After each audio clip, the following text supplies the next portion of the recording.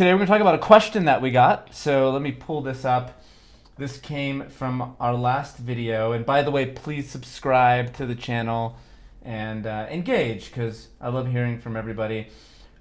Joyce asks, speaking of question games, what are some specific activities and tools for building intimacy, introspection, and relationships to that point? So up for all ideas. I think that's an awesome question. And what better way to do it than to bring the person I'm intimate with? So this is my girlfriend, Steph. I think the things we're going to talk about today are really going to help you keep the spark alive in your relationships, whether you've been in a relationship for a long time or whether it's someone new that you're going to meet. These are things that Steph and I used. And continue to use. That I think really make things fun. One of the prominent things that we do every day is rose, bud, and thorn. Mm-hmm. Why don't you tell everyone about that?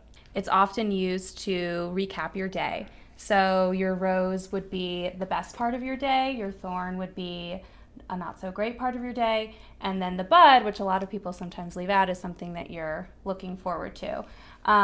So we like to use it that way traditionally, but there's so many other variations that I think are fun to put on it. So, you could do it about a vacation. What was the rose, bud, and thorn of this trip? Daily on your vacation. That's daily. What we're actually doing right now. Yeah, or even when it's done. Like, what was the best part? What was the worst part? What are you looking forward to about our next trip? This is fun to do right before you go to bed, when you're laying in bed together, if you're hopefully in the same bed. It's a fun thing or to on the ask. phone when you're in your individual beds. Right. There's a lot of long distance relationships right now with quarantine happening. Totally. Yeah, and you can have a lot of fun with this. So you can ask this question. You can have someone do the rose, bud, and thorn about you, right? So like, what are the things you loved about me today? What are the things that I kind of rubbed you the wrong way with?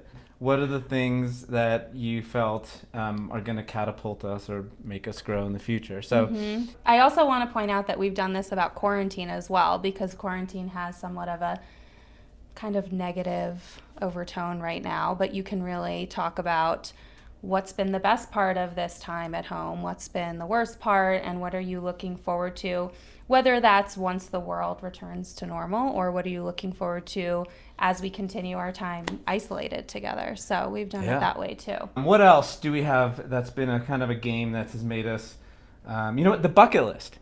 Yeah.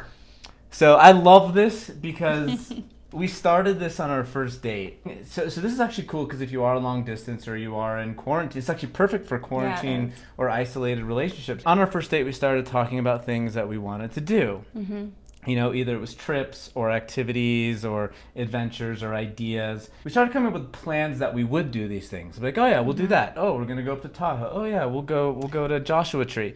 And so we had so many things that I think I mentioned, put it on the bucket list. Almost as a like a placeholder, and kind of like insurance. Like, I got to see you again, and it was kind of a fun way to just keep it playful and exciting. And it felt like this bridge that we had to each other, because we literally created a Google Doc. We created a shared doc, a shared Drive document where we joke with each other to add it on there. Have you edited the bucket list, right? Or, one of us would just edit it kind of on our own, and that would be a reason for communication, to text you and say, oh, I just added something to the bucket list. Right. So it just kind of keeps things fun and flirty, especially in the beginning and even later down the road. I mean, it's still something that we get excited about adding to or crossing off. And there are variations of the bucket list.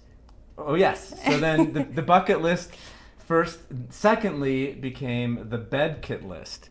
So we created the bed kit list, and the bed kit list, as it sounds, is about things in the bedroom. Yeah, fantasy bucket list, or a sexual bucket list, which is really fun. And then that carried over to a joke it list, which is actually a really intimate one.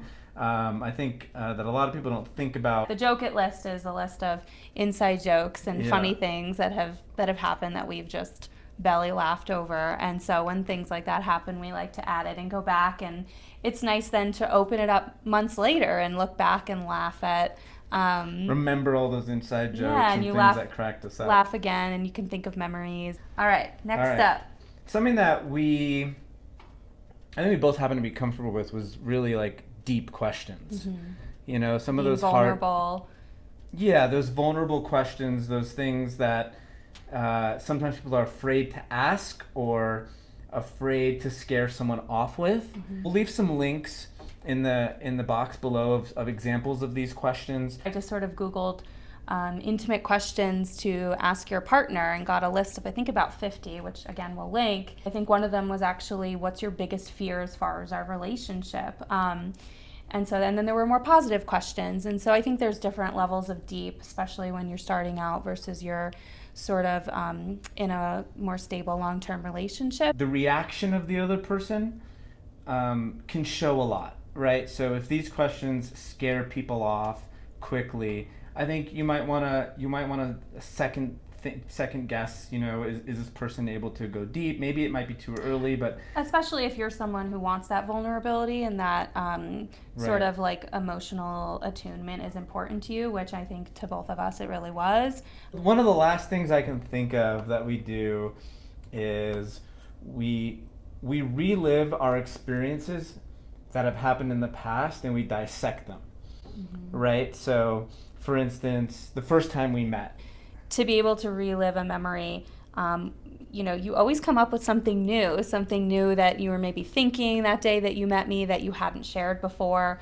It puts you back into that like sort of butterfly feeling mindset, and just kind of keeps that spark feeling strong, just to take you back and relive and be in that mindset of that day. Yeah, it's really fun to see all the different angles of how the other person saw that, like the first time we met, or the date, or what were you thinking when you said this, or when you first saw me, right? You can go back to what made you walk up to me and say something, right? And so, did you notice me before? Did you notice my eye contact before that, right? And so you can break those things down as you're seeing each other and you're more comfortable with each other. You can relive those moments, and it feels like you're reliving that when you're talking. Yeah, you're back in those initial stages, which is always what people say is just the most fun time and the most exciting. It was a good day.